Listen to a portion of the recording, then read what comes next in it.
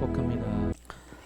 자, 오늘 하나님 말씀은 열왕기상 15장 34절 또 역대하 34장 2절 두 군데를 같이 보도록 하겠습니다. 열왕기상 15장 34절입니다. 읽도록 하겠습니다. 바아사가 여호와 보시기에 악을 행하되 여로보암의 길로 행하며 그가 이스라엘에게 범하게 한 그 죄 중에 행하였더라. 그다음에 역대하 34장 2절입니다. 역대하 34장 2절 같이 읽도록 하겠습니다. 여호와 보시기에 정직하게 행하여 그의 조상 다윗의 길로 걸으며 좌우로 치우치지 아니하고. 자, 이 역대하 34장 말씀은 이렇게 찜해 놓고요. 이따가 좀 더 같이 읽도록 하겠습니다. 여기를 보시고요. 한 주간도 잘 지내셨죠? 보니까 잘 지내신 분들이 보이는 것 같기도 하고요. 예. 잘 안 지내신 분은 여기 안 계시겠죠? 지난 설교 제목이 저희는 이제 두 주에 한 번씩 걸러서 하니까 지난주라는 단어가 또 해당하지 않아가지고 지난 두 주 전 설교 제목이 좁은 길 좁은 문이었습니다. 그래서 인생의 두 길에 대해서 여러분한테 소개해드렸습니다. 어떤 두 길이 있습니까? 여러분 인생 가운데 좁은 길과 넓은 길이 있습니다.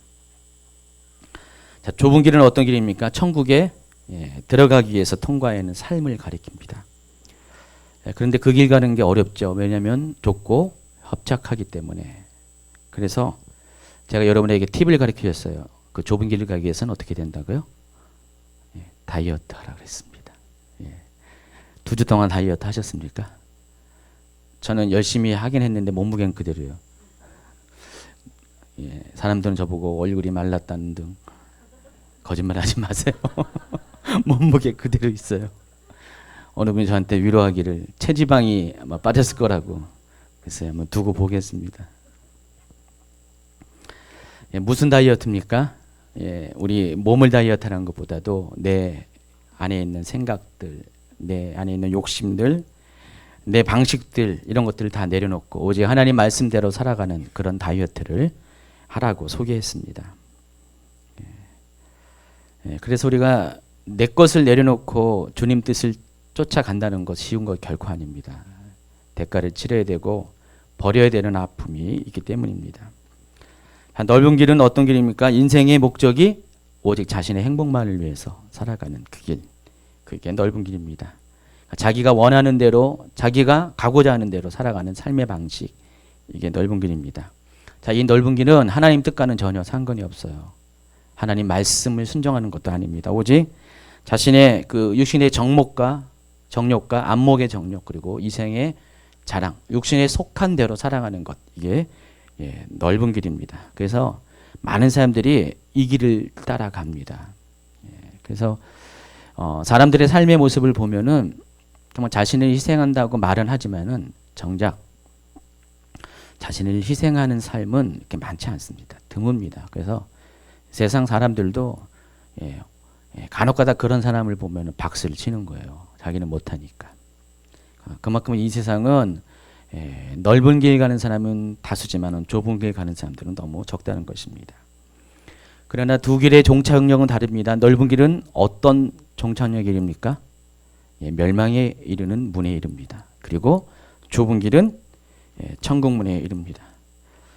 그래서 우리가 비록 가기는 어려울지라도요, 종착역이 어디인지를 알기 때문에 우리는 넓은 길보다는 좁은 길을 따라가야 된다는 것입니다.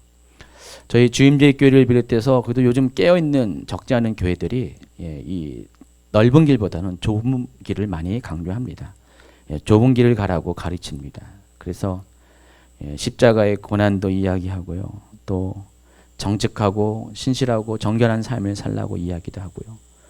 또 어떤 얘기합니까? 온전한 구원관에 대해서 바른 구원관에 대해서 이야기도 하고 또 마지막 때에 대한 준비된 그런 삶에 대해서도 많이 이야기합니다. 어떤 사람들은 이런 메시지를 굉장히 좋아해요. 그러나 또 다른 분들은 이런 메시지를 굉장히 싫어합니다. 저희 교회도요, 이렇게 성도들이 쭉 오시는데 못 견디고 이렇게 도망가시는 분이 계세요. 그런 메시지가 굉장히 부담스럽거든요, 실은. 나는 좀 교회 위로받고 그냥 편하게 살고 싶은데, 교회 오고 싶은데, 교회에 오니까 주임절 교회 같은 데 오니까, 아니면 뭐 박보영 목사님 같은 교회, 뭐 이렇게 여러 이런 좀 교회들을 보면은 메시지가, 저희는 좀 그래도 섞어서 많이 하는데, 저 박보영 목사님 교회는 1년 12달 다 그 얘기 하거든요.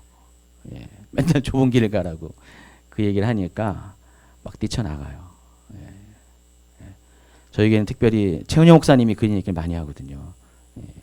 선지자의 기름 부음이 있어가지고 잘 이렇게 여러분 속에 있는 그런 것들을 지적을 합니다. 그러다 보니까 이제 교회마다 이렇게 호불호가 있어요.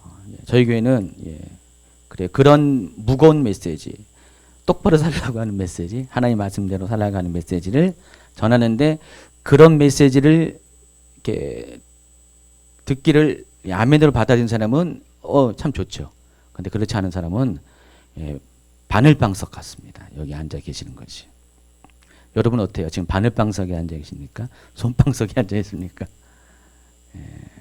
손방석 손 들어보세요. 아니에요? 바늘방석.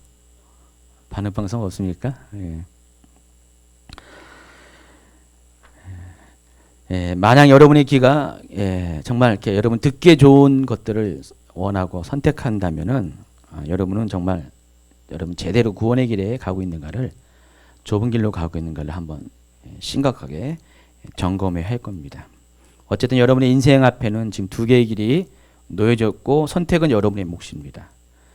생명의 길과 멸망의 길, 천국 가는 길과 지옥 가는 길이 있는데, 그것은 하나님이 여러분에게 선택해 주는 게 아니라 여러분 스스로가 선택을 해야 한다는 것입니다. 그래서 비록 가기는 어려워도요, 우리 함께 좁은 길 갑시다.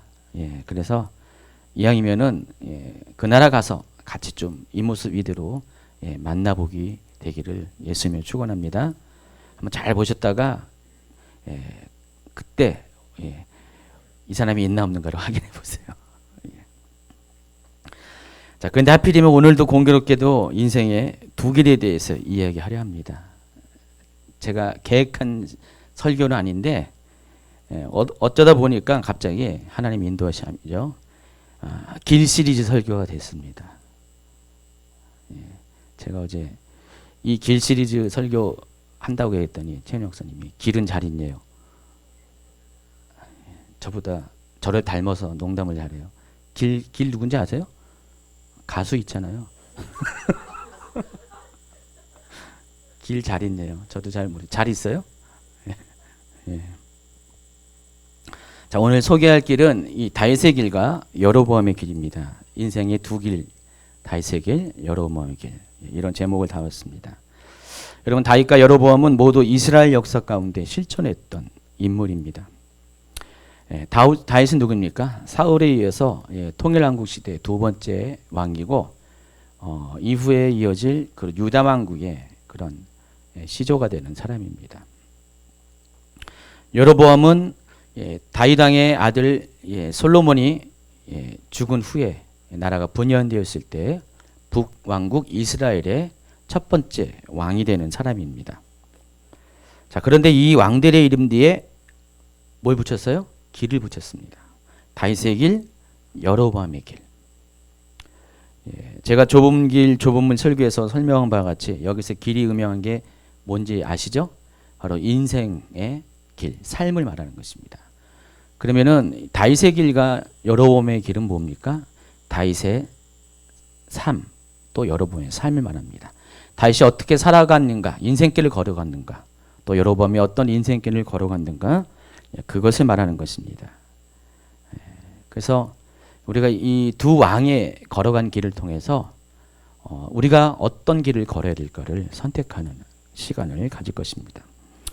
자, 그런데 이 두 왕은 서로 다른 길을 걷습니다. 다윗의 길은 오늘 본문 말씀처럼 역대하 34장 2절, 여호와 보시기에 정직하게 행하며 좌우로 치우치지 아니한 길을 걸었습니다.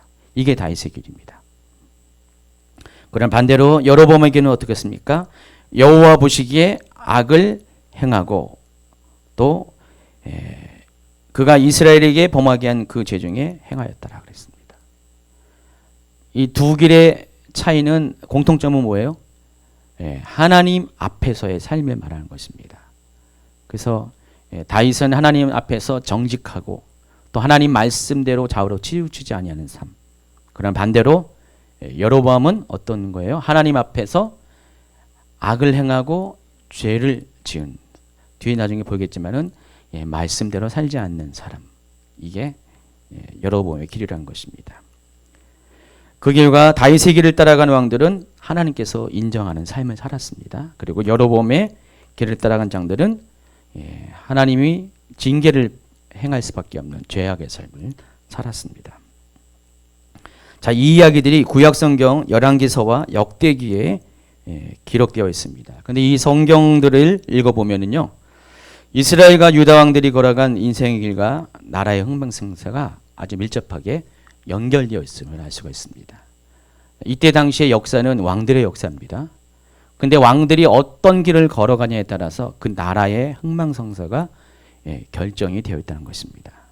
지금도 지도자가 굉장히 중요하지만은 그때는 더욱더 중요했습니다. 그래서 한 개인이 어떠한 것보다도 한 왕이, 나라를 대표하는 왕이 어떠한가에 따라서 그 나라의 운명이 결정되었다는 것이 역사의 교훈이라는 것입니다.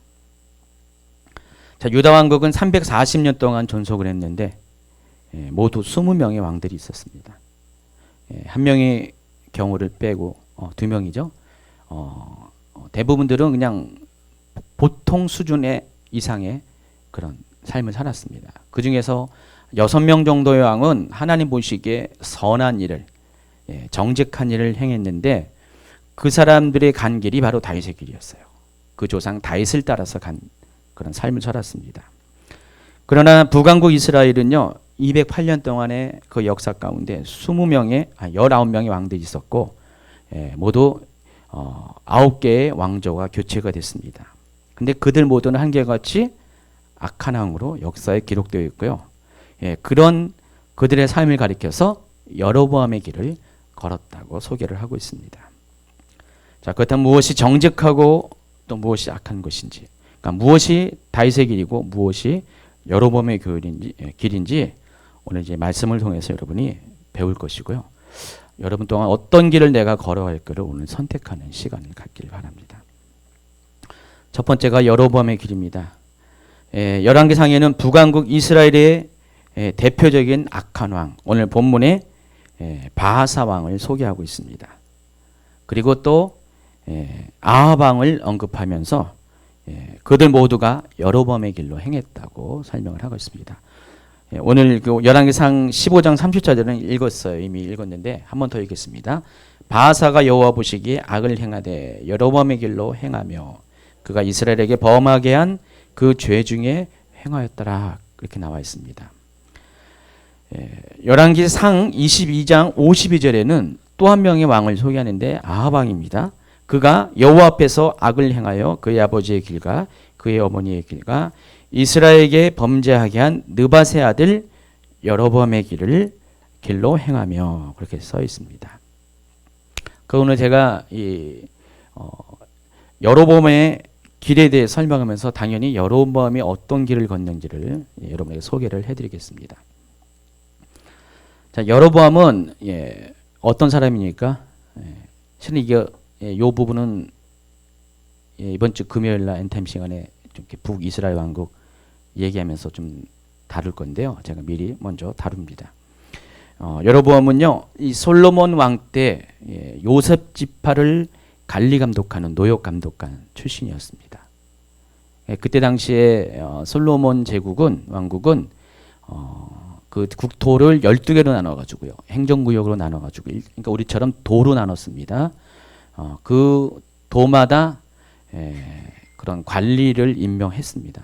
그래서 그 도를 나눈 이유가 그 나라에 그 필요한 그런 어떤 경제적인 부담들을 한 달에 한 번씩 돌아가면서, 그러니까 12 행정구역이니까 1년에 한 번씩 나라에 필요한 모든 경제적인 부담, 특별히 왕궁에 필요한 부담을 지게 했고요. 또 군사적인 어떤 그런 요즘식으로 하면 국방비를 책임지게 하는 그런 목적으로 그런 행정구역을 나눴습니다. 더불어서 그들에게 국가적인 사업에 부역을 하게 했습니다. 노동을 하게 했습니다. 무보수로 합니다. 그때는 부역이라고 하죠. 그때 그 부역을 관리하는 요셉 지파의 부역을 관리하는 사람이 누구라고요? 바로 여로보암입니다. 근데 여로보암은 굉장히 젊은 나이에 그런 선택을 받았습니다. 열왕기상 11장 28절에 보니까 이 사람 여로보암은 큰 용사라 솔로몬이 이 청년의 부지런함을 보고 세워 요셉 족속의 일을 감독하게 하였더니 그랬습니다. 여로보암은 여기 보니까 용사라고 그랬습니다. 이 말은 여로보암이 이미 젊은 나이에 그 자기 지파 안에서의 어떤 군사적인 리더십을 갖고 있다는 것을 알 수가 있습니다. 그러니까 군인이라는 것이죠. 그리고 행정적인 어떤 능력도 갖고 있었습니다. 그래서 비록 청년의 나이였지만은 솔로몬 눈에 들어서 솔로몬이 가감하게 발탁해서 요셉 지파의 일을 맡겼다는 것입니다. 그런데 이 여로보암이 이같이 뛰어난 능력을 갖고 있었던 것이 결국은 솔로몬의 왕권 견제의 희생양이 되고 맙니다. 어느 날 실로 출신의 선지자 아이야라는 사람이 여로보암에게 와서 말합니다. 당신이 장차 북왕국의 왕이 될 것임을 예언합니다. 그리고 이 일이 발각돼서 여로보암은 솔로몬에게 쫓겨서 이집트로 망명을 하게 됩니다. 한동안 세월이 지났고 솔로몬이 마침내 죽게 되자 여로보암은 그의 고향인 에브람 지파 소속의 세겜으로 돌아옵니다. 근데 마침 그때 어떤 일이 있었냐면은 르호보암이 세겜에 와서 이제 자기가 이제 왕이 됐으니까 북지파들에게 왕으로서의 추인을 받는 그런 기회가 있었습니다. 그런데 이 르호보암이 실수를 합니다. 그들의 말을 들어주지 않음으로 인해서 회의가 결렬됩니다. 이렇게 되자 이 북쪽 지파의 사람들이 때마침 이 여로보암을 세워서 왕이 되어달라고 요청을 합니다.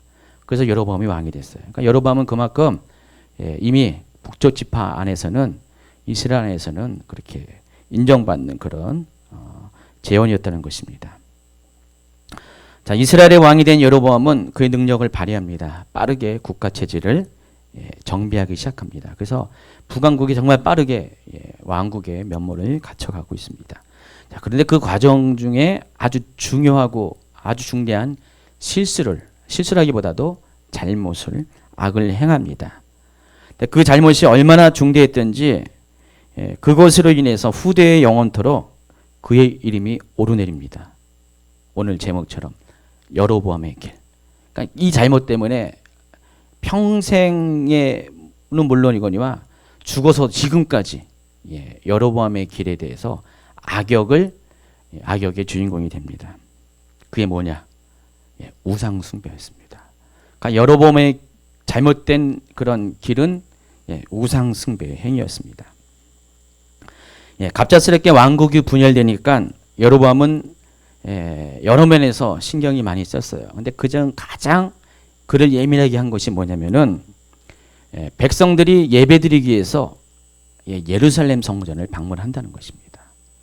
나라는 나눠졌어요. 분열됐어요. 이미 국경성도 다 형성이 됐는데 백성들은 여전히 남유다를 향합니다. 왜 그랬습니까? 오직 예배드리는 장소는 한 군데밖에 없어요. 예루살렘의 성전밖에 없기 때문에.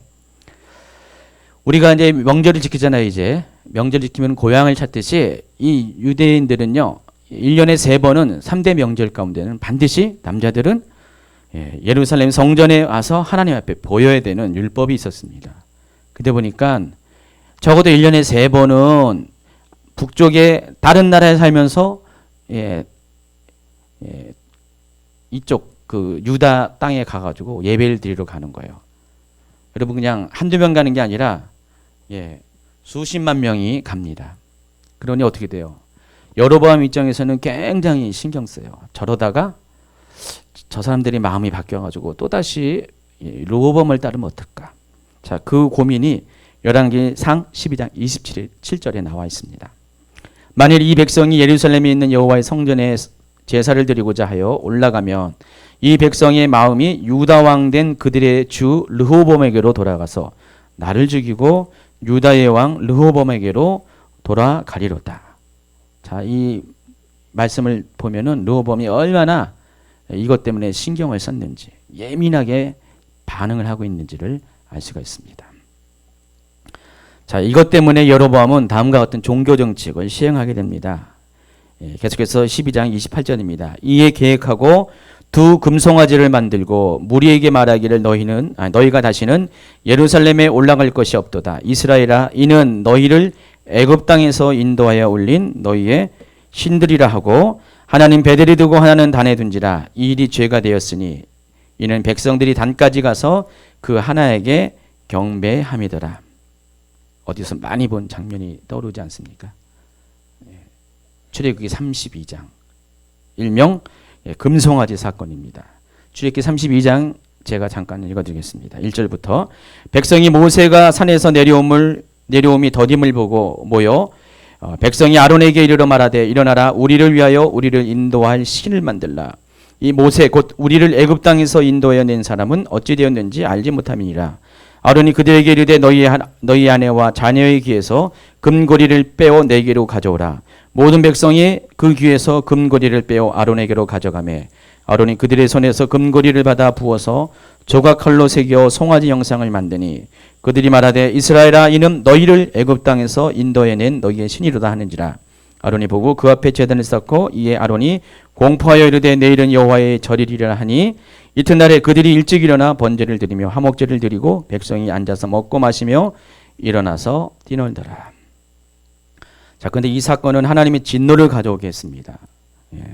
이어지는 출애굽기 말씀은요, 금송아지 사건에 대한 하나님의 진노가 얼마나 큰 것인지를 우리에게 알게 합니다. 출애굽기 32장 7절입니다. 여호와께서 모세에게 이르시되 너는 내려가라. 내가 애굽 땅에서 인도하여 낸 내 백성이 부패하였도다.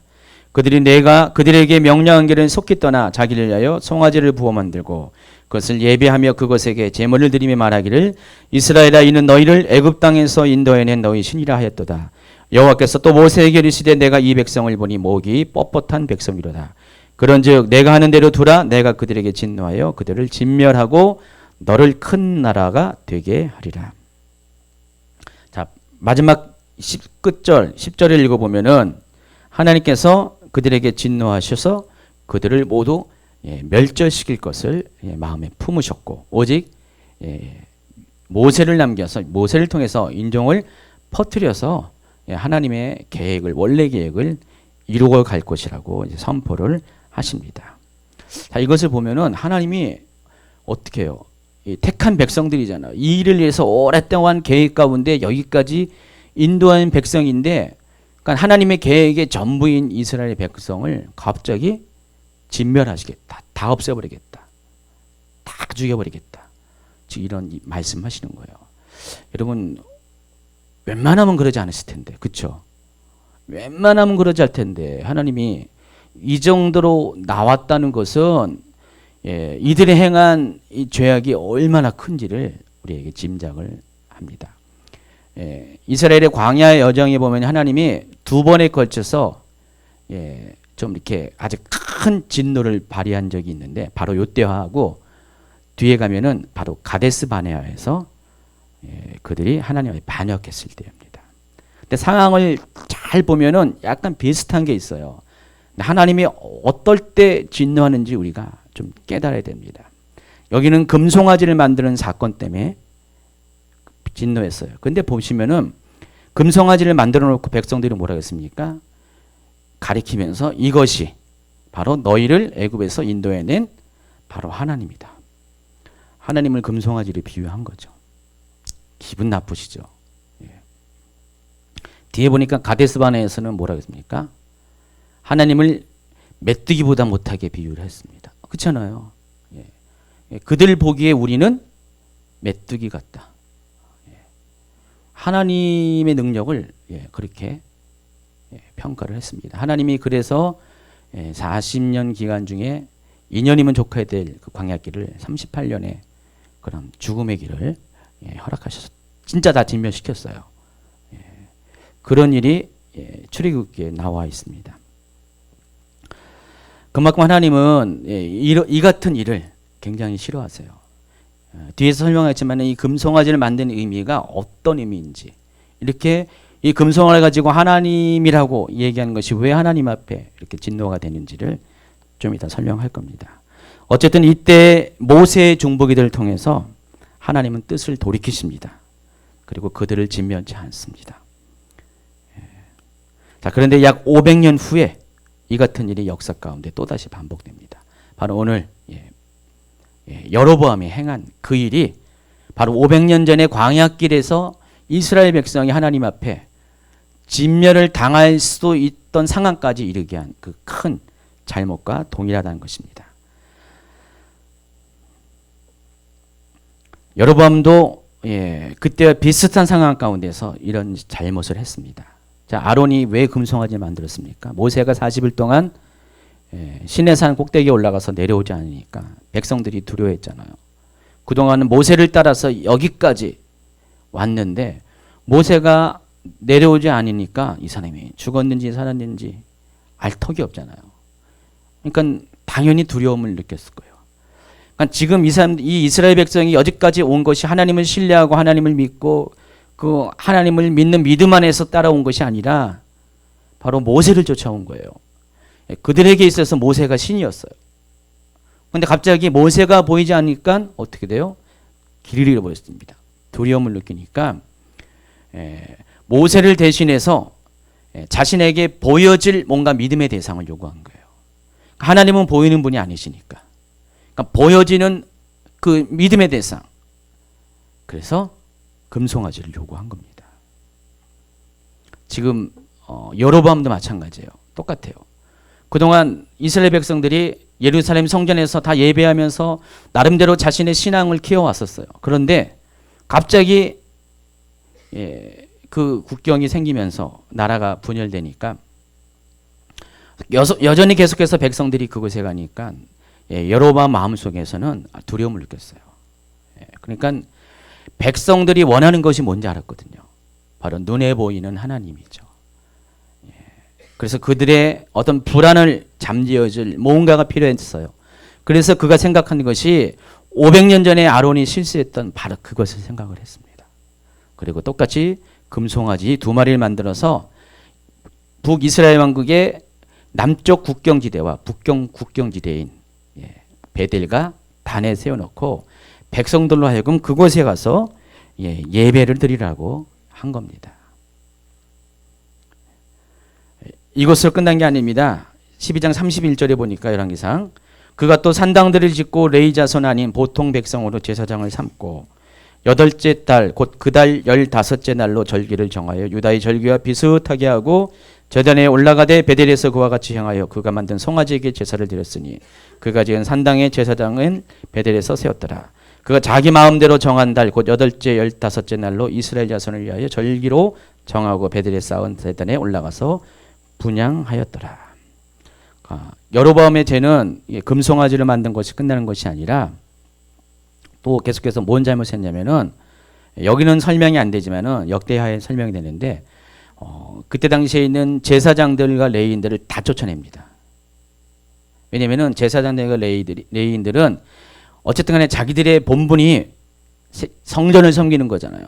그러니까 그렇게 정체성을 분명히 한 것 같아요. 우리는 예루살렘 성전을 따르겠다. 우리가 이 땅에 살고 있지만은 예루살렘 성전을 예배하는 자가 되겠다. 그러니까 여로보암이 그들을 볼 때 또 불안감을 느끼는 거예요. 그들이 존재하면 안 되니까. 그래서 그들을 모두 쫓아냅니다. 그래서 그들이 다 유다로 내려갑니다. 그러다 보니까 어떻게 됩니까? 제사장들이 없어요. 그래서 궁여지책으로 한 것이 일반 구별되지 않은 일반 지파의 백성들 중에서 제사장을 뽑습니다. 나중에 이제 그 아비야라고 있습니다.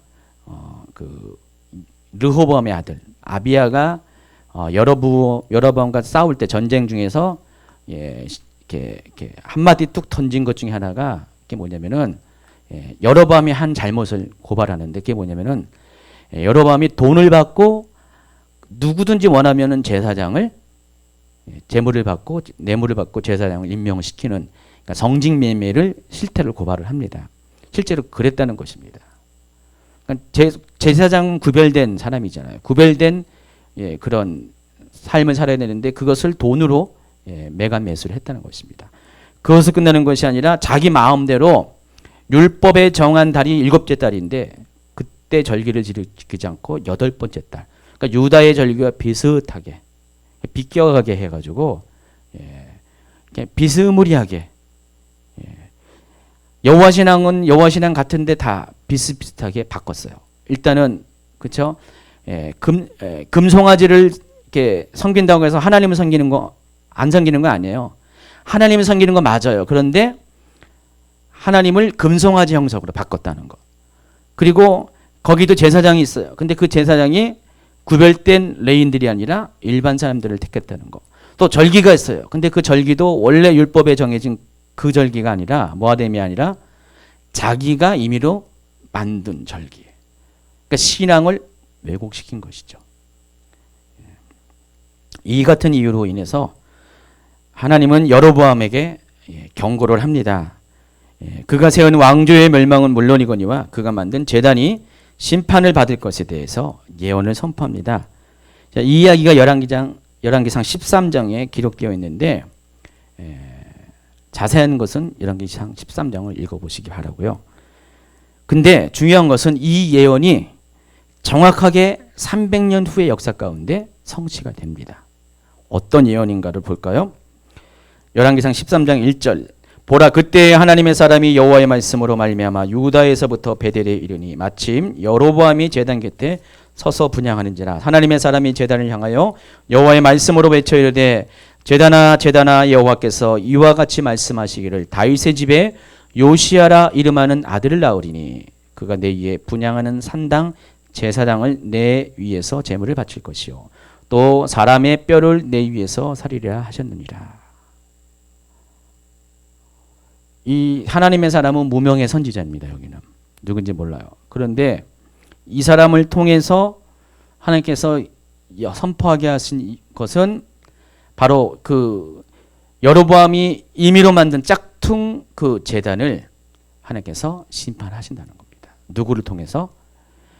300년 후에 존재할 유다의 요시야라는 왕을 통해서 그 일을 행할 것이라고 예언을 선포합니다. 이 요시야 왕은 오늘 이제 그 다윗의 길을 설명할 때 여러분에게 소개할 사람입니다. 근데 정확하게 그 예언이 성취가 됩니다. 자, 결국 여로보암의 길은 어떤 길입니까? 하나님을 금송아지 형상으로 바꾸어 우상을 숭배하게 한 것. 또 하나님의 법이 아닌 자기 마음대로 그런 종교 행위를 한 것. 이것이 여로보암의 길이라는 것입니다.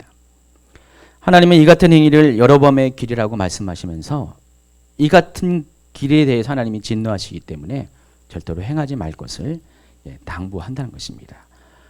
딴 거는 좀 봐줄 텐데 이 길만큼은 가지 말 것. 이 길을 가면 하나님이 진노하시고 택한 백성이라도 진멸시키겠다고 이렇게 경고를 하신 것입니다. 그러나 여로보암으로 시작한 이 북이스라엘의 모든 왕들은 한결같이 그 길을 쫓아갔습니다. 온 나라의 백성들이 또 그들의 왕의 행위를 본받았습니다. 그래서 온갖 종류의 우상들을 섬겼고요.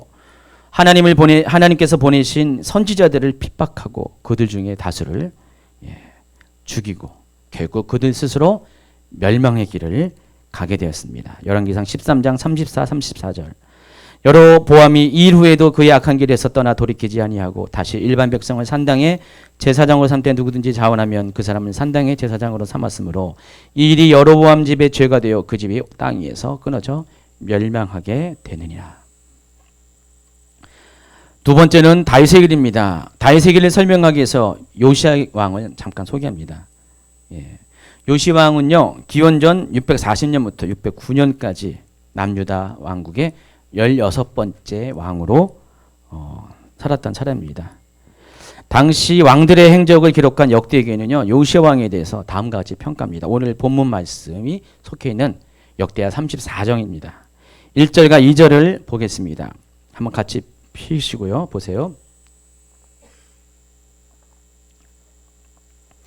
요시야가 왕위에 오를 때 나이가 8세라 예루살렘에서 31년 동안 다스리며 여호와 보시기에 정직하게 행하며 그의 조상 다윗의 길로 고르며 좌우로 치우치지 아니하였다 그랬습니다. 이게 이제 요시야에 대한 그런 역사가가 한마디로 표현한 거예요. 평가한 거예요. 요시야는 이런 사람이다.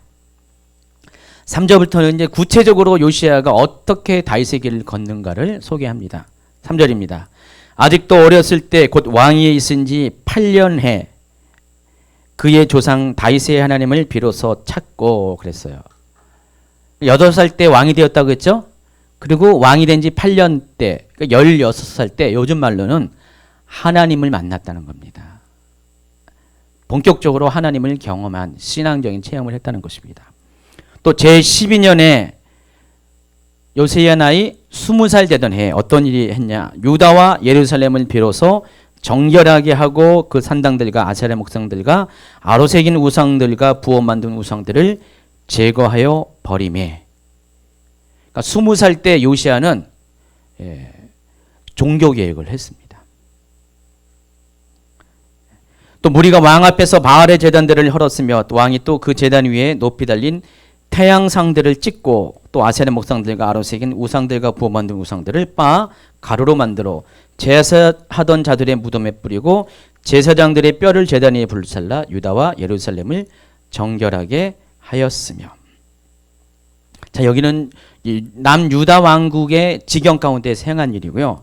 또 6절에 보니까 또 므낫세와 에브라임과 시므온과 납달리까지 사면 황폐한 성읍들에도 그렇게 행하여 제단들을 허물며 아세라 목상들과 아로 새긴 우상들을 빻아 가루를 만들며 온 이스라엘 땅에 있는 모든 태양상을 찍고 예루살렘으로 돌아왔더라. 그러니까 요시야는 예루살렘에 시작해가지고요. 이때는 이미 왕국이 북왕국은 멸망했어요. 멸망해가지고 국토의 대부분은 아수르가 빼앗아 갔고요. 또 남쪽 국토의 일부가 이제 유다에 이제 편입이 됐습니다. 바로 그 상황을 말하는 겁니다. 그때 그 베델에서 아까 행했던 여로보암이 행했던 그 잘못 있었죠. 자기 임의로 만든 제단에 금송아지를 세워놓고 제사 드렸을 때 하나님께서 열왕기상 13장에 무명의 선지자를 보내서 경고하고 심판을 예언했는데 앞으로 요시야라는 이름의 왕이 나올 것이고 그 사람이 이 심판을 실행할 것이라고 얘기했는데 바로 그 요시야 왕이 300년 후에 예언 그대로 지금 이 심판을 행하고 있습니다. 그러니까 예언을 성취하고 있다는 것입니다. 또 29절에 보니까 왕이 사람을 보내어 유다와 예루살렘의 모든 장로를 불러 모으고 여호와의 전에 올라가매 유다 모든 사람과 예루살렘 주민들과 제사장들과 레위 사람들과 모든 백성이 노소를 막느라고 다 함께 한지라. 왕이 여호와의 전 안에서 발견한 언약책의 모든 말씀을 읽어 무리의 귀에 들려주고 왕이 자기 처소에 서서 여호와 앞에서 언약을 세우되 마음을 다하고 목숨을 다하여 여호와를 순종하고 그의 계명과 법도와 율례를 지켜 이 책에 기록된 언약의 말씀을 이루리라 하고 예루살렘과 베냐민이 있는 자들이 다 여기에 참여하게 하며 예루살렘 주민이 하나님 곧 그의 조상들의 하나님의 언약을 따르니라. 자, 요시야가 한 또 중요한 일이 아까는 우상 숭배를 척결한 거고 심판한 거고 두 번째가 여기서 발견한 것이 성전에 발견한 것이 신명기서입니다. 이 신명기서를 가지고 백성들을 전부 다 예루살렘에 모이게 해가지고 일장연설을 하는 것이에요. 너희는 마음을 다하고 뜻을 다하고 힘을 다하여서 주 너희 하나님을 사랑하라. 신명기 말씀이거든요. 그리고 이 말씀대로 지켜 행할 것을 백성들에게 약조를 합니다. 그러니까 이제부터는 너희들이 우상도 이제 다 척결되었고 오직 하나님의 말씀만을 순종하면서 하나님 백성이 되기를 언약식을 맺고 있다는 것입니다. 자, 33절입니다. 이와 같이 요시야가 이스라엘에게 자손에게 속한 모든 땅에서 가증한 것들을 다 제거해 버리고 이스라엘의 모든 사람으로 그들의 하나님 여호와를 섬기게 하였으므로 요시야가 사는 날에 백성이 그들의 조상들의 하나님 여호와께 복종하고 떠나지 아니하였더라. 자, 아까 말씀드린 것처럼 놀라운 것 300년에 예언한 것이 요시야를 통해서 성취됩니다.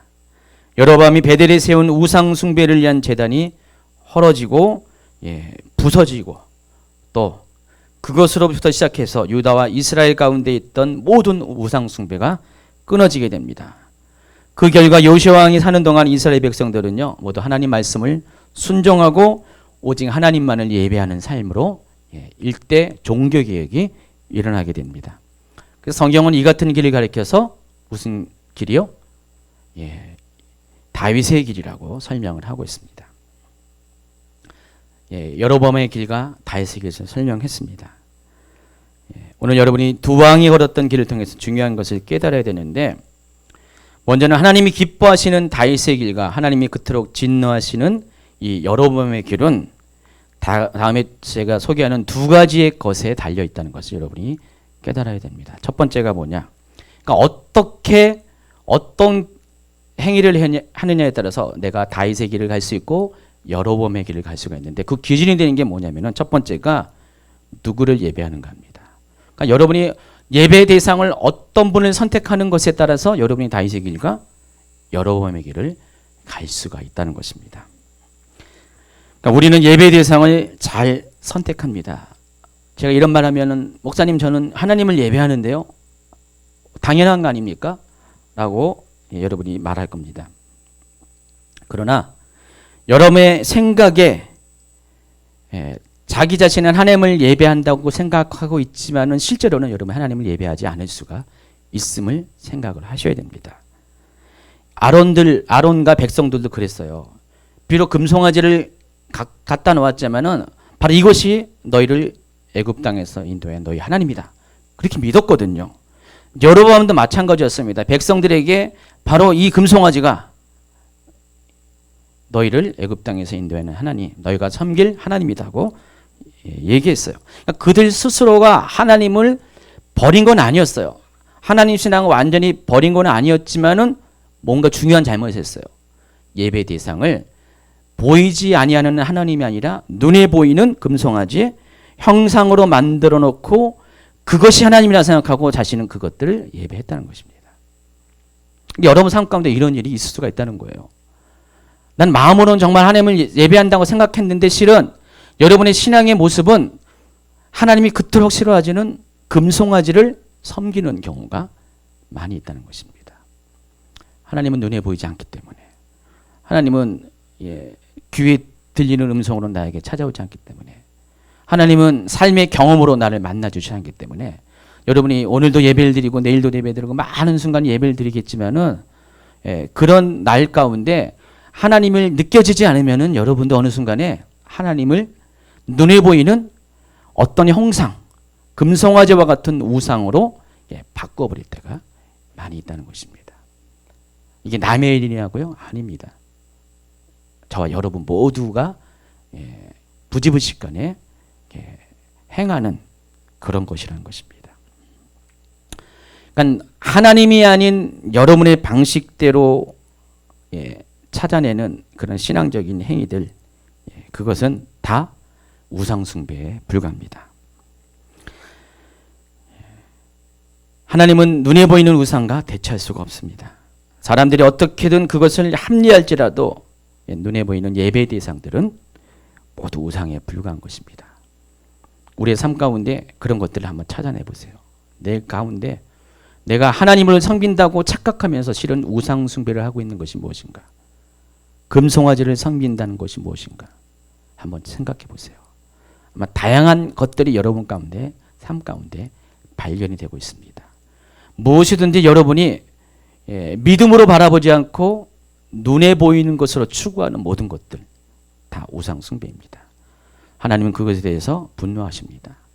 그것을 섬기면서도 착각하면서 나는 하나님을 섬긴다고 입으로는 그렇게 말하는 것에 대해서 하나님은 가증스럽게 여긴다는 것입니다. 우리는 때때로 하나님이 보이지 않을 때 우리의 방식대로 눈에 보이는 것을 섬길 때가 많이 있습니다. 왜냐하면 하나님을 찾는 길은 좁고 협착한 길이지만은 눈에 보이는 우상들을 향하여 예배하는 것은 너무나 넓고 쉬운 길이기 때문입니다. 가기가 편한 길이기 때문에 그래서 눈에 보이지 않는 하나님을 찾고자 하는 애씀보다는 눈에 보이는 어떤 대상들을 쫓아서 그것을 하나님으로 섬길 때가 많이 있습니다. 그러나 그 길은 결국은 멸망의 길입니다. 광야의 이스라엘 백성들이 그리했듯이 여로보암의 길을 따르는 이스라엘 역대 왕들과 백성들이 그리했듯이 넓은 길은 결국 멸망입니다. 그래서 그 길 따르면 안 됩니다. 이스라엘도 멸망했고요. 또 여로보암을 따르는 백성들도 멸망했습니다. 여러분이 눈에 하나님이 보이지 않아도요, 음성이 들리지 않아도요, 느끼지 못한지라도 그럼에도 불구하고 눈에 보이는 어떤 것으로 하나님을 대처하는 그런 쉬운 길을 여러분 절대로 선택하지 말길 바랍니다. 두 번째가 무엇을 따르는가입니다. 여러분 누구를 예배하는가 굉장히 중요한 것처럼 무엇을 따르는 것도 중요합니다. 여러분의 선택은 결론을 말하면은 하나님 말씀이어야 합니다. 여로보암의 길을 따른 사람들의 특징은 하나님 말씀대로 말씀 대신 자신의 생각과 욕심을 따랐습니다. 그러니까 여로보암은 자기가 생각한 대로 자기가 정해놓고 자기 마음대로 제사장, 자기 마음대로 절기, 하나님의 율법의 기준이 아니라 자기가 기준이 돼가지고 자기가 욕심의 기준이 돼가지고 자기 속에 있는 두려움이 기준이 돼가지고 율법이 아닌 자기의 방식을 선택을 했다는 것입니다. 우리도 많이 그래요. 우리가 많은 경우에 하나님 말씀을 따르는 것보다 자기의 말씀을 따를 때가 많이 있어요. 왜냐하면 하나님 말씀을 따르는 것이 왠지 진부해요. 그렇죠? 따분합니다. 많이 인내해야 되고요. 양보해야 되고요. 성내지 않아야 되고요. 모든 것 희생해야 됩니다. 하나님 말씀 따르는 것이 왠지 손해가 될 때가 너무 많아요. 그렇잖아요. 그래서 그것이 좁은 길이에요. 산상수훈의 길이 좁은 길입니다. 그렇기 때문에 우리는 하나님의 말씀을 순종한다고 입으로 말하지만은 실은 우리의 삶은 쉬운 길을 쫓을 때가 많이 있어요. 자기가 정해놓은 길을 쫓을 때가 많이 있습니다. 그러나 하나님 말씀이 아닌 사람의 방법을 따르는 것은 절대로 진리를 향해 나아갈 수 없습니다. 여러분 개인도 그렇고 교회도 그렇고요. 하나님이 원하는 것, 하나님의 말씀의 기준대로 살아가야 되는데 우리가 때때로 그러지 않을 때가 너무 많거든요. 한번 여러분의 24시간을 한번 이렇게 점검해 보면요. 그러지 않을 때가 너무 많이 있습니다. 내 모든 행동의 결정이 하나님 말씀이 기준이 아니라 내 기준, 내 생각, 내 감정. 어제도 최은영 목사님이 갑자기 제가 무슨 몸 발동을 했어요. 누가 어느 분이 전화가 와가지고 이렇게 좀 어려운 얘기를 좀 했는데 아마도 제가 곧바로 아마 그렇게 반응할 것을 예상했나 봐요. 그러니까 도와줄 거 제가 자주 그러니까 최은영 목사님이 딱 목사님 그거 자기 감정대로 하지 말고 기도해 보고 정하라고 도와준다고 말하지 말라고 알았다고 알고 있었다고 저보다 앞서가지고 그렇게 생각하고 있었습니다. 막 그랬어요. 근데 실은 그것도 하나님 말씀, 하나님 음성, 하나님의 뜻보다 실은 그럴 때가 저도 있어요. 저도요. 그럴 때가 제 감정, 제 어떤 그 마음에 흐르는 거든 그런 것들이 하나님이 원하는 것보다 그러지 않을 때가 있어요. 최근에도 그런 거 많이 이제 겪은 적이 있었거든요. 그 모두가 다 여기에 해당하는 것이에요. 하나님 말씀이 기준이 아니라 자기의 생각과 자기의 방식, 자기의 감정, 자기의 틀이 하나님 말씀을 대체할 때가 있다는 것입니다. 하나님 말씀이 아니고서는요, 우리는 우리 자신을 확신할 수가 없습니다. 하나님 말씀만이 영원히 불변하는 진리이고요, 여러분으로 하여금 자라나 우러나 치우치지 않는 삶을 살게 하는 기준입니다. 근데 다윗은요, 평생 그 길을 따라갔다는 거예요. 때로 실수할 때도 있었지만은 다윗은 어쨌간에 하나님 말씀을 쫓아가는 그런 삶을 살기 위해서 부단히 애썼습니다. 하나님 말씀은 내 길의 등이라 그랬습니다. 시편 119편 보면은요, 하나님 말씀에 대한 것들을 그냥 엄청 많이 얘기했는데 하나님 말씀이 우리 삶의 인생 가운데 어떤 것이 이제 거기 많이 소개되어 있습니다. 그러니까 우리가 자신의 길을 쫓아가면서도 실은 하나님의 길을 쫓아간다고, 하나님 말씀 쫓아간다고 착각할 때가 굉장히 많이 있다는 것을 여러분이 깨닫고요. 매 순간마다 내 삶의 기준은, 행동의 기준은 하나님 말씀이어야 된다는 것들에 대해서 늘 명심하고 깨달아야 합니다. 정리합니다. 다윗의 길은 예배와 말씀을 따라 사는 삶을 말합니다. 온전히 하나님을 예배하고 하나님 말씀을 따라 정직하게 행하는 삶을 말합니다. 그러나 여로보암의 길은 눈에 보이는 우상을 하나님같이 섬기며 하나님 말씀이 아닌 사람의 생각과 욕심을 따라 사는 삶을 말합니다. 지난 설교와 이게 그래서 연결이 돼요. 다윗의 길은 어떤 길입니까? 좁은 길이에요. 여로보암의 길은 넓은 길입니다. 그러나 그 길의 결국은 서로 다릅니다. 생명의 길과 멸망의 길로 나눕니다. 천국과 지옥의 문으로 우리를 인도합니다.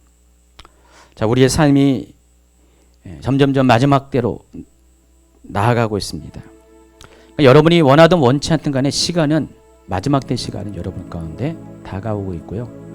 그 마지막 때 시간 가운데 클라이막스는 바로 여러분 앞에 두 개의 문이 기다리고 있다는 것입니다. 생명으로 인도하는 문, 멸망으로 인도하는 문.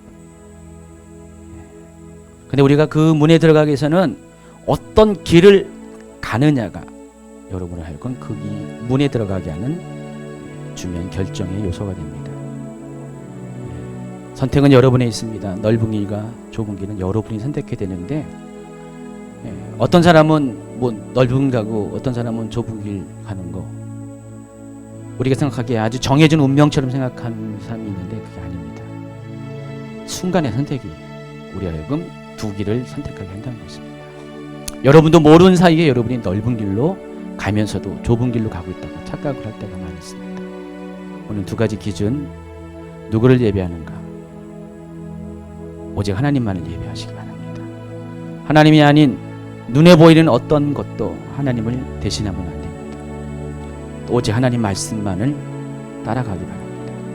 여러분의 생각들, 여러분 모르는 사이에 하나님 말씀이 아닌 여러분 생각들로 대체될 때가 많은데 늘 언제나 그렇기 때문에 우리가 깨어 있어야 됩니다. 성경을 어디를 받든지, 구약을 받든지 신약을 받든지 메시지는 다 동일해요. 그런 것 같죠? 메시지는 다 동일한 이야기를 우리에게 전하고 있습니다. 구약과 신약이 별도가 아닙니다. 다 하나의 이야기를 하고 있는데, 신명기에 있는 말씀이나 오늘 여기 소개한 말씀이나 또 마태복음에 있는 말씀이나 다 동일하게 우리가 가야 되는 길이 무엇인지를 분명하게 말씀하고 있습니다.